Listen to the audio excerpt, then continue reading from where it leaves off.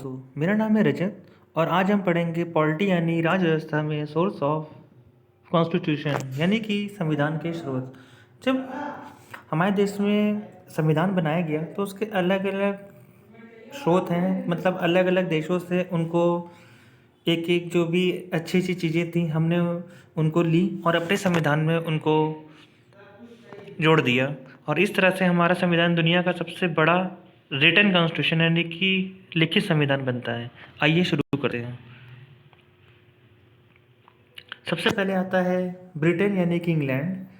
क्योंकि हम हमारे देश में 1947 तक ब्रिटेन ने ही शासन किया है, इसलिए जब हमने अपना संविधान लिखा तो उनसे उनका संसदीय सिस्टम, रूल ऑफ लॉ, एकल नागरिकता, कैबिनेट सिस्टम, जैसे कि आज देखते हैं आप माननीय प्रधानमंत्री होते हैं और फिर उनकी कैबिनेट होती है। आर्टिकल 74 और आर्टिकल 75 में ये चीज़ डिफाइन भी की गई है। और लेजिस्लेटिव प्रोसीजर यानी कि विधानसभाएं, विधान परिषद, लोकसभा, राज्यसभा, एक तरह से एक सिस्टमेटिक तरीका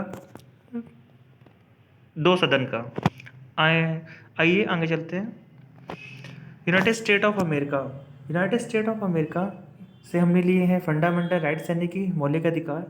इम्पीचमेंट ऑफ प्रेसिडेंट यानी कि जब हमें महामहिम राष्ट्रपति को उनके पद से हटाना होता है तो उसको हटाने का तरीका हमने अमेरिका से लिया है। इसी तरह से हाई कोर्ट और सुप्रीम कोर्ट के जज भी जब हमें हटाने होते हैं तो उसका तरीका भी हमने अमेरिका से लिया है। और वाइस प्रेसिडेंट यानी कि उपराष्ट्रपति की पोस्ट यानी कि उपराष्ट्रपति का पद, ये भी हमने अमेरिका के संविधान से लिया है, तो ये अमेरिका से आता है।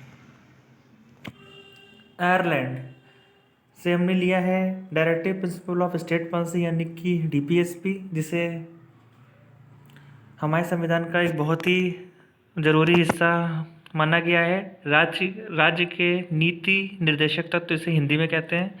नॉमिनेशन मेंबर ऑफ राज्यसभा यानी कि राज्यसभा में 12 सदस्यों का जो नॉमिनेशन किया जाता है, जो कि महामहिम राष्ट्रपति जी करते हैं, वो हमने अपने कॉन्स्टिट्यूशन में आयरलैंड यानी कि से लिया है। और method of election of president यानी कि राष्ट्रपति का चुनाव किस तरीके से होता है, वो तरीका भी हमने आयरलैंड से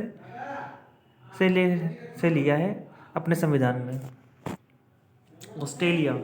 ऑस्ट्रेलिया से हमने लिया है समवर्ती सूची, जिसमें स्टेट यानी कि राज्य सूची और सेंट्रल यानी कि केंद्रीय सूची, दोनों के विषय जिसमें आते हैं, मतलब जिसमें राज्य सरकारें भी ये बना सकती हैं कानून और केंद्र सरकार भी जिसमें ये बना सकती है कानून, उसे कहते हैं कॉन्करेंट लिस्ट।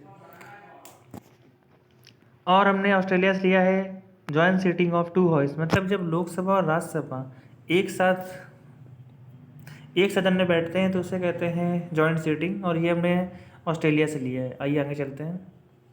जर्मनी से हमने लिया है जब इमरजेंसी की जब ये आती है, कंडीशन आती है, जो कि आर्टिकल 362, 356 और 360 में बताई गई है हमारे संविधान में, तो उसमें फंडामेंटल राइट्स यानी मौलिक अधिकार को कुछ समय के लिए निलंबित कर दिया जाता है।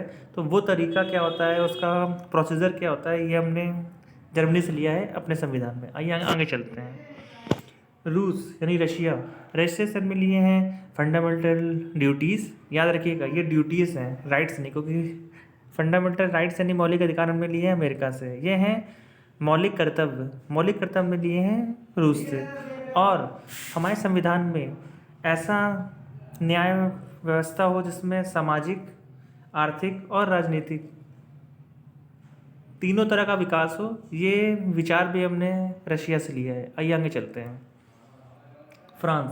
फ्रांस से हमने लिया है गणतांत्रिक देश। भारत एक रिपब्लिक कंट्री है, गणतांत्रिक देश है। हम 26 जनवरी को अपना गणतंत्र दिवस भी मनाते हैं। और आज़ादी, बराबरी और भाईचारे के जो अच्छे विचार हैं, ये भी हमने अपने संविधान में फ्रांस से लिए हैं। आइए आगे चलते हैं।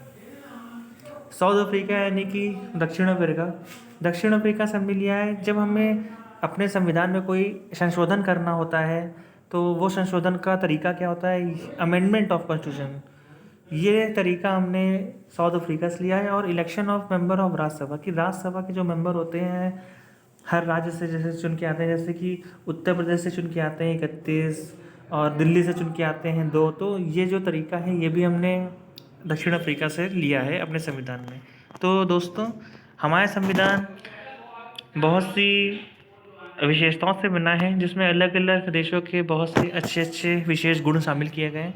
तो इस तरह से एग्ज़ाम के पॉइंट ऑफ व्यू से और आपकी जानकारी पॉइंट ऑफ व्यू से ये लेक्चर इम्पोर्टेंट था। आपका बहुत बहुत धन्यवाद। Thank you.